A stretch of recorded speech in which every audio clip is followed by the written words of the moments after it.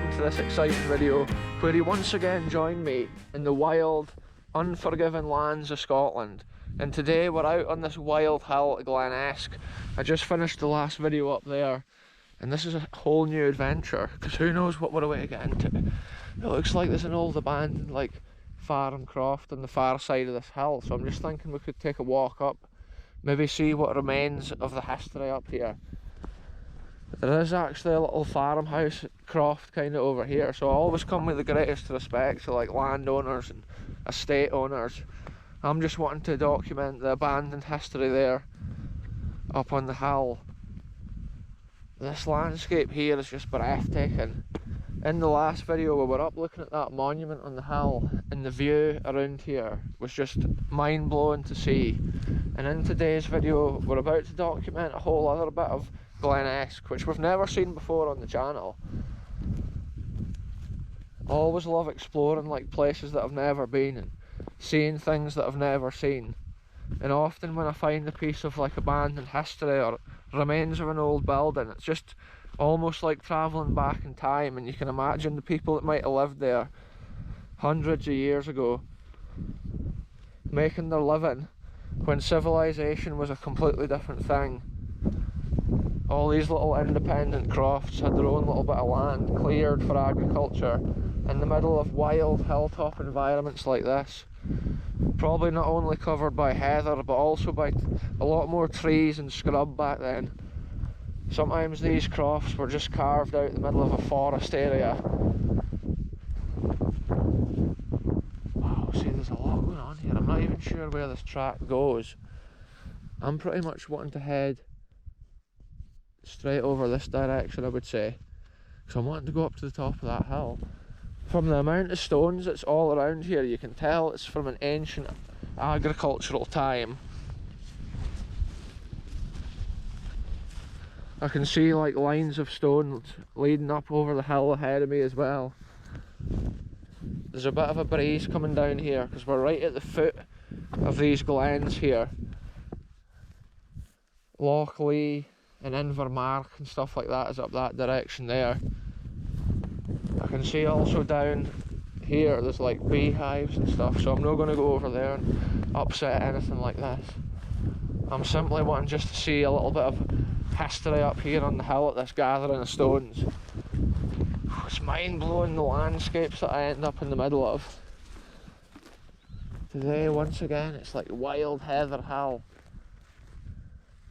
And I can see there's been so many remains here and little ruins of buildings.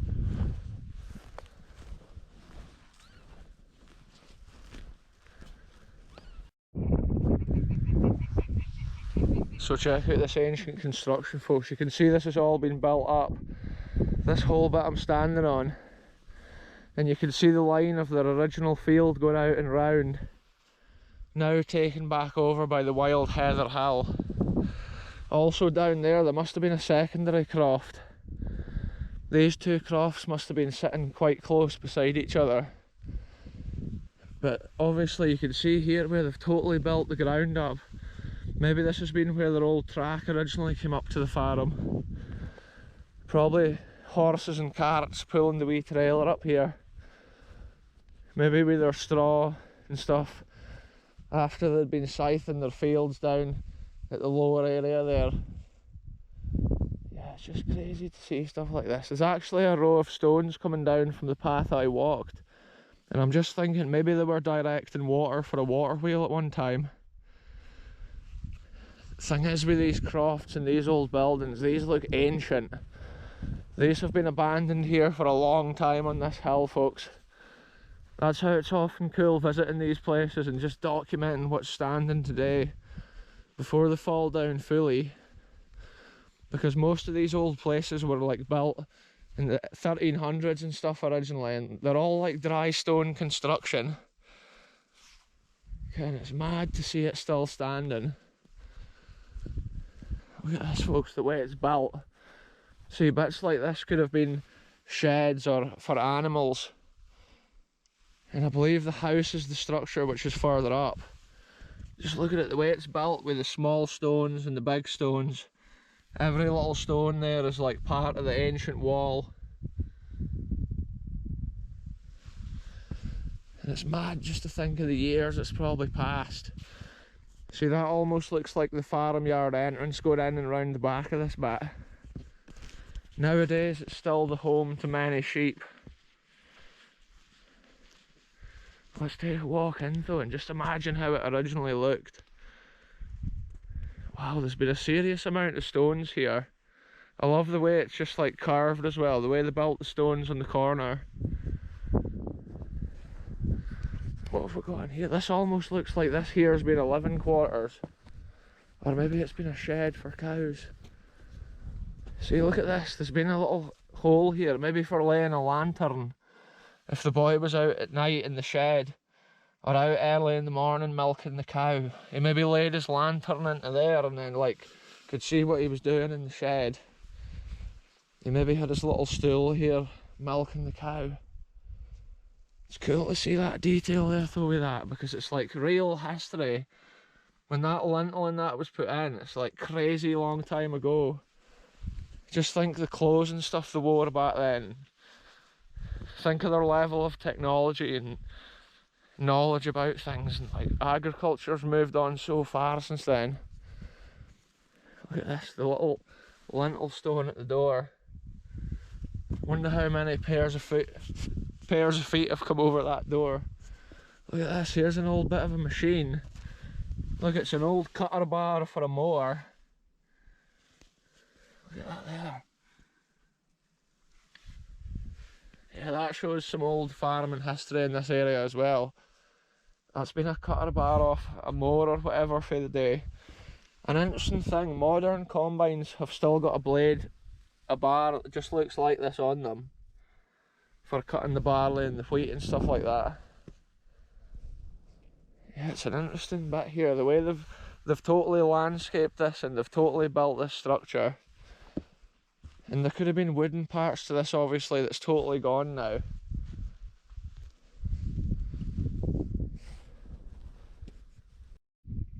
So you can see how they dug out and shaped the land here for a level foundation on the building.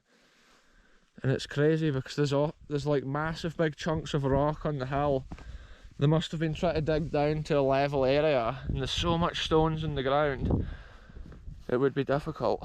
But that's the reason they had so much stones to build stuff like this as well. They didn't have to walk too far, but it would have still been a lot of labour and manpower to carry them all over and build the structure. And then I think, originally I was thinking this would have been the house up here, and that would have been the farm, so I'm not sure. It's interesting to theorise the stuff when I see it. I always try and paint a picture of what was here in my mind. Check this out folks, the rain's on a bit heavier now for sure. And just look at this ancient construction. Considering all the hundreds of years that's passed, you have to imagine how grand it must have originally looked. Whereas now, it's all crumbling and tumbling. Sometimes these videos can be one of the only things that keeps the history alive, to show how it is. Every year stuff like this is degrading more and more. And just look at the way the stones is built here. Often the crofters would have likely built a lot of that. They were quite self-sufficient back in the day. Also I imagine this land here with like trees stretching out, and then they would have had this area here cleared for their farm. The neighbouring little crofter would have been down there where those beehives and stuff is now. And then all the rest would have just been wild land. And on the hill in front of me I can see the magnificent structure, the old monument from the last episode folks. It's been so cool. Last week I was actually on an adventure at Glen Esk as well, and there is always so much cool history to document. Look at this bit here, the way it's built. I'm not sure if that's been a little room in the house or whatever.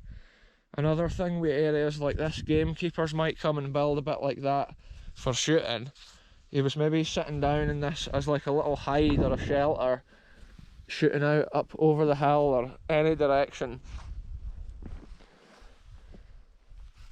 Wow, this has just been mad though.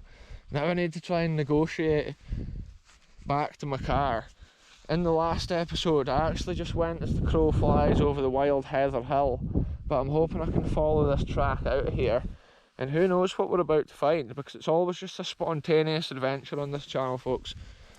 Whenever I notice something like this just hidden in the wild landscape, I love just going over and recording it before it's gone forever.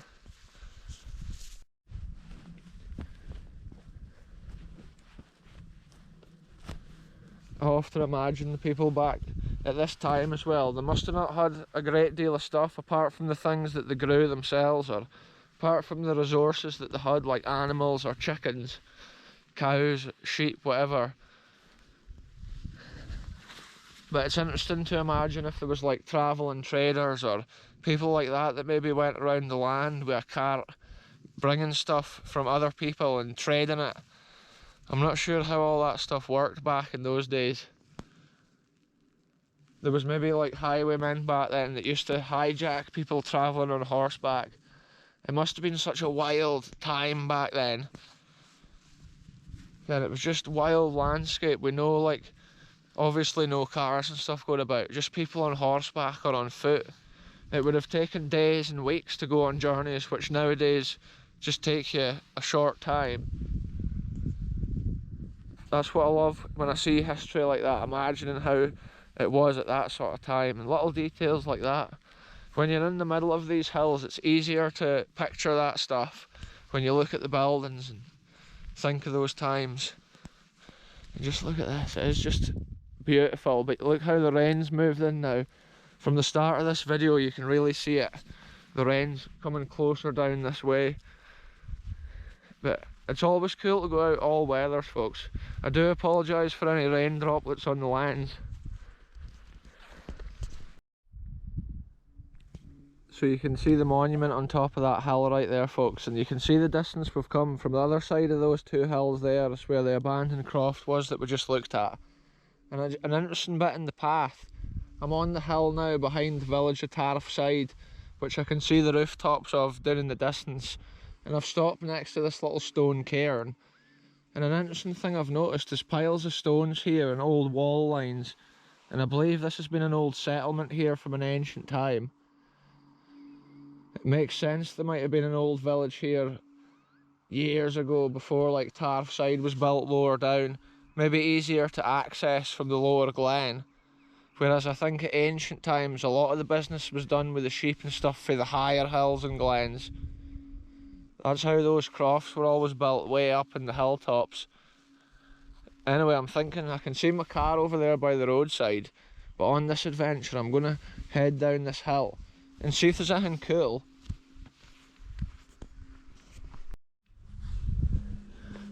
It's crazy to see the distance over these hills that I've come on these adventures, and documenting those little crofts. It shows how far away from modern like civilization all those little places were built. It's been cool to see that though, and just imagine the history of the farm. Even down here, I never knew that there was all these like remains where those like stones are and stuff like that. And there's just been so many hill birds here, like grouse, making their call. That bird there wasn't a grouse though, that was a white and black bird with like a thing on its head, like a tuft.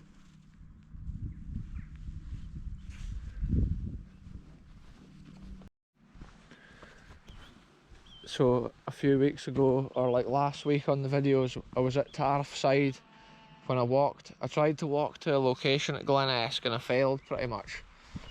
And that's Tarfside in front of me, so it's cool to think I've walked so much of the landscape here, documented so much of the history which is abandoned. It's been cool. And the road that I went up today, I had never been up before, and that's often the cool thing on these adventures. Just going places that you've never been or never seen, and it's cool that I can record it along the way and document these wee nuggets of history and the wild landscapes. Just check out these sheep right here.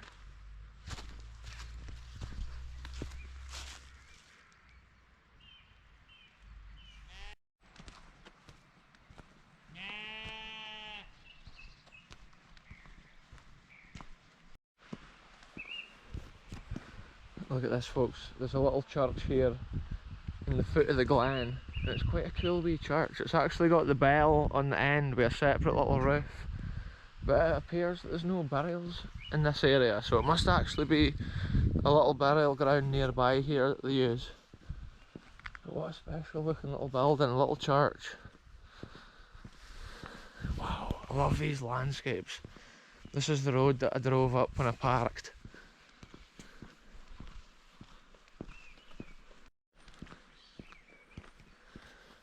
I love the character of these like dry stone dikes. The way at a lot of Scottish farms you always get these buildings which are like falling down, or they look run down. And that one at the end there looks so cool. Probably at one time a thriving farm, whereas nowadays it's connected maybe to a bigger local farm. That's what happened to most of the smaller crofts in Scotland at a certain time. Look at this, folks. This is what a lot of these little roads look like in the Scottish glens, and it's just beautiful. It's just a single little track of tar leading through this just incredible wild lands. Sometimes there's fields and stuff, other times it's forest areas. Just check out that, there's trees and stuff there which has gotten blown over for the storms. But the different landscapes just blow my mind. And a road like this is so quiet, there's probably only a couple of cars on a road during the day. So I believe this area of forest here on the left hand side of the road has actually been used back in the day for that farm that we saw at the roadside a minute ago. Because I can see where they've actually taken the water supply away down, probably to a lade, down to a water wheel where there would have been a mill.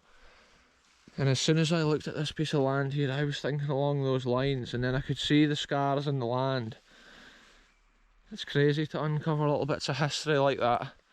To many it would just look like a wet patch in a forest, whereas actually it's got a story of history to tell for that little farm that we saw. Probably the building that was destroyed down there maybe had like a mill in it back in the day, 1800s or before it.